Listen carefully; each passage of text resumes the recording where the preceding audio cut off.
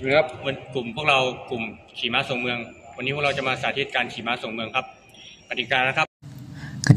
บ1. ผู้เล่นต้องมี6คนขึ้นไป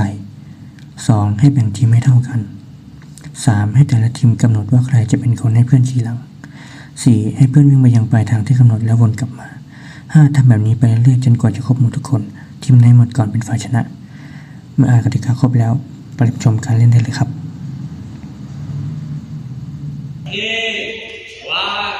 ไป